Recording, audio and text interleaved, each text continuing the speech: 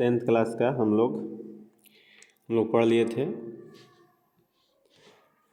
10th class का 6 chapter का। ठीक है, 2 को प्रमेय पढ़ लिए थे 6.1 और 6.2, जिसमें हम लोग को प्रमेय जो पढ़े हुए थे वह था थेल्स प्रमेय और थेल्स प्रमेय विलोम। थेल्स प्रमेय और थेल्स प्रमेय विलोम। हम लोग आगे का जो प्रमेय पढ़ेंगे ध्यान से समझिएगा। हमारा प्रमेय है यदि दो त्रिभुजों में संगत कोण बराबर हो, दो त्रिभुज लेंगे कोई भी और उसका संगत कोण बराबर, संगत कोण मतलब कि सभी कोण के बराबर हो, तो उनकी संगत भुजाएं जो होगी वह समानुपात होती है। मगर सभी कोण के बराबर हो तो उसकी भुजाएं जो होती है क्या होती है, समानुपाती होती है। और जब सभी भुजाएं एक दूसरे के समानुपाती होती है तो हम लोग पढ़े हैं कोई त्रिभुज समरूप होता है, और पढ़े तो समरूप की शर्तें जो होती है। तो हम लोग क्या करेंगे, सबसे पहले दिया है बनाएंगे, दिया में लिख दिया गया ABC और DEF दो त्रिभुज है, ले लिया गया ABC और DEF दो त्रिभुज है।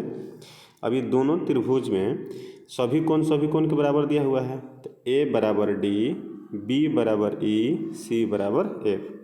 A बराबर D, B बराबर E और C बराबर F, ये हम लोग को दिया हुआ है। हम लोग को सिद्ध क्या करना है कि त्रिभुज समरूप होते हैं, तो दोनों त्रिभुज समरूप, तो त्रिभुज ABC समरूप त्रिभुज DEF। अब इसमें हम लोग रचना लेते हैं, सिद्ध करने के लिए एक रचना लेना पड़ता है। अब रचना क्या होगा कि जो बड़ा वाला त्रिभुज हम लिए हैं DEF, ये है, इस त्रिभुज में DE भुजा पर और DF भुजा पर दो बिंदु इस प्रकार लिया गया, एक बिंदु लिया गया P और एक बिंदु लिया गया Q। दो बिंदु इस प्रकार लिया गया कि AB जितना बड़ा है उतना ही बड़ा DP हो, AC जितना बड़ा है उतना ही बड़ा क्या हो, DQ हो। अर्थात AB जो हो DP के बराबर हो, AC जो हो DQ के बराबर। देखिए यहाँ पे लिखा हुआ है AB बराबर DP हो और AC बराबर क्या हो, DQ हो। ठीक, और P से Q को क्या कर दिया गया, मिला दिया गया।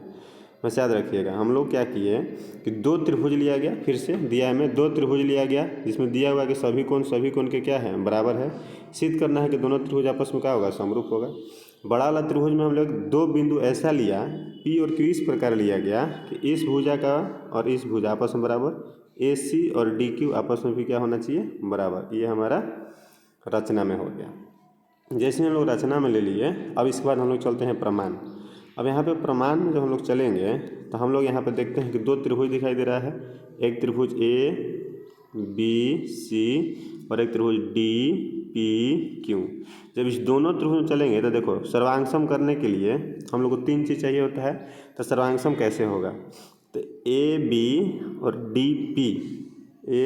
DP आपस में बराबर दिया हुआ है, AC और DQ ये भी आपस में हमारा क्या है, दिया हुआ है, और कोण A और कोण D आपस में क्या है, बराबर है। जैसे ये तीन चीज़ मिला तो दोनों त्रिभुज आपस में हमारा क्या हो गया, सर्वांगसम हो गया। देखिए आगे हम लोग यहाँ पे दिया हुआ है कि दोनों त्रिभुज में जब चलते हैं ABC और DPQ, तो कोण A को D के बराबर, ठीक है, ये दिया हुआ है, लिख सकते हैं हम लोग यहाँ पे। ये कहाँ से लिए, तो दिया हुआ है। और AB जो है DP के बराबर, AC जो है DQ के बराबर, ये कहाँ से, तो रचना से। ये कहाँ से ले लिए, रचना से। जैसे तीन चीज़ मिला तो त्रिभुज आपस में क्या हो गया, सर्वांगसम। हम लोग पढ़े हुए हैं कि सर्वांगसम जब त्रिभुज होता है तो सब कुछ के बराबर होता है। 9th क्लास में सर्वांगसम पढ़ना था हम लोग को। जैसे सब कुछ के बराबर करेंगे तो सब कुछ के बराबर क्या हो जाएगा, ये जो कोण होगा कोण B और ये जो कोण होगा P आपस में क्या होगा, बराबर। ये जो कोण होगा C और ये जो कोण होगा Q ये भी आपस में क्या होगा, बराबर। A के बराबर है ही, तो B P के बराबर हो जाएगा, और C जो होगा किसके बराबर हो जाएगा, Q के। तो वही चीज़ देखिए हम लिखे हुए हैं, B जो होगा P के क्या होगा, बराबर, C जो होगा Q के आपस में क्या हो जाएगा, बराबर। जैसे B P के बराबर हुआ तो हम लोग यहाँ पे देखेंगे कि B जो है E के भी बराबर है।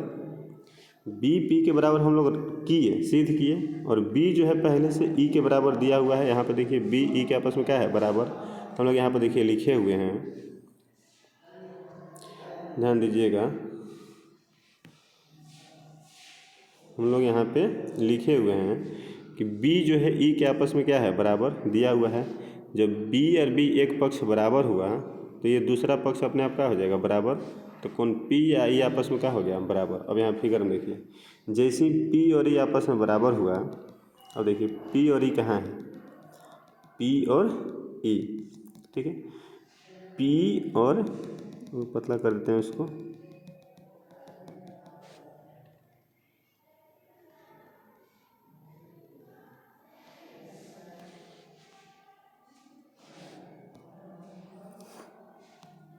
चलिए देखिए P और E जैसे हम लोग आपस में, ये P और ये E आपस में क्या हुआ बराबर। ये दिया हम लोग को बराबर हो गया क्योंकि B P के बराबर सिद्ध किए, B E के बराबर था। तो जब E दोनों के बराबर था तो ये भी दोनों आपस में क्या हो गया बराबर। जैसे ही ये दोनों आपस में बराबर हुआ तो ये रेखा और ये रेखा एक दूसरे के समांतर हो गए।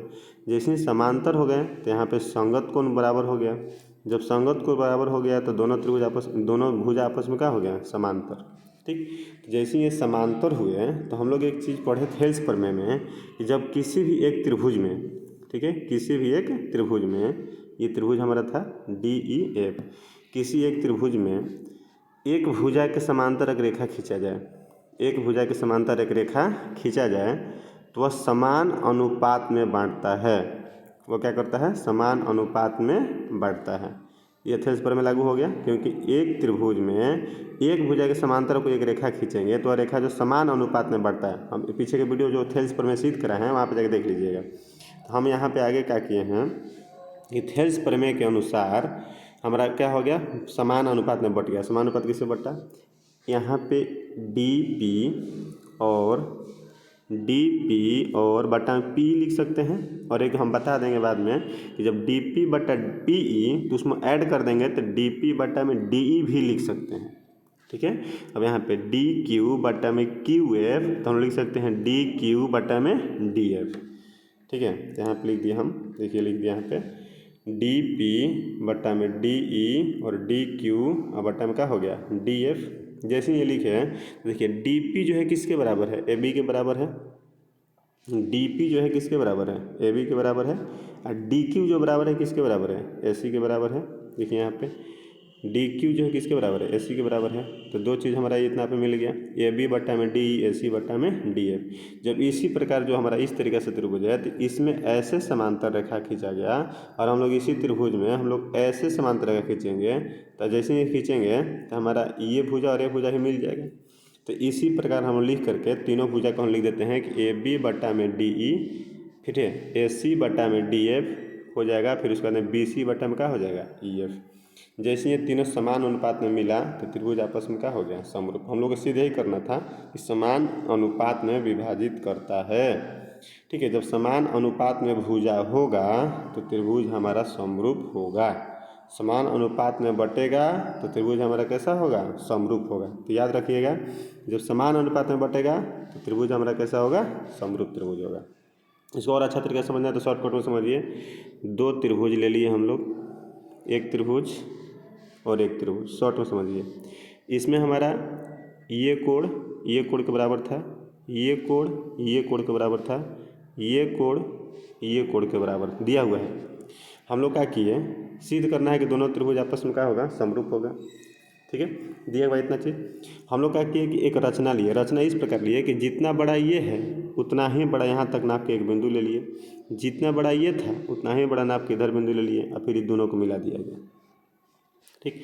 जब ये और ये बराबर लिए, ये भुजा और ये भुजा बराबर लिए तो ये पहले से तो बराबर था ही, ठीक। तो तीन चीज़ मिल गया तो ये दोनों त्रिभुज छोटका आपस में क्या हो गया, सर्वांगसम हो गया। जब सर्वांगसम हो गया तो ये कोण भी आपस में क्या हो जाएगा बराबर, ये कोण और ये कोण भी आपस में क्या हो जाएगा बराबर। जब ये इसके बराबर भी पहले से था और ये इसके बराबर में आ गया तो ये दोनों भी आपस में क्या हो जाएगा बराबर। जैसे ये वाला कोण बराबर मिला तो ये रेखा और ये रेखा के ऊपर में बन रहा है तो संगत कोण बन रहा है। संगत कोण बनता है कब, जब दोनों रेखा आपस में समांतर होता है तब। जैसे ये रेखा समांतर हो गया तो यहाँ पे थेल्स प्रमेय आ गया। थेल्स प्रमेय का पढ़े थे कि अगर किसी एक त्रिभुज में एक भुजा के समांतर एक रेखा खींचते हैं तो समान अनुपात में बांटता है। तो लिख देंगे इतना और फिर बट्टा में पूरा, फिर इतना और फिर बट्टा में क्या लिख देंगे पूरा, हो गया। इसी प्रकार ये भी हो जाएगा इतना बट्टा में इतना, जैसे ये बट्टा ये लिखे पूरा, तो इसके जगह पे ये लिख दिए, इसके जगह पे ये लिख दिए, तो इसकी जगह पे ये बट्टा में आ जाएगा। तो दोनों त्रिभुज आपस में हमारा क्या हो गया, समरूप हो गया। ये प्रमेय हम लोग को हमेशा याद रखना होगा। बार बार इस प्रमेय को 1 बार 2 बार 3 बार रिवाइज कीजिए। एग्जाम की दृष्टि से बहुत इंपॉर्टेंट प्रमेय होता है, जो एग्जाम में हमारा 10th क्लास के फाइनल जो होता है बिहार बोर्ड का, उसमें हमारा ये एक क्वेश्चन बहुत बार पूछा हुआ है और पूछता भी हमेशा रहता है। ठीक है, आगे की वीडियो में मिलते हैं।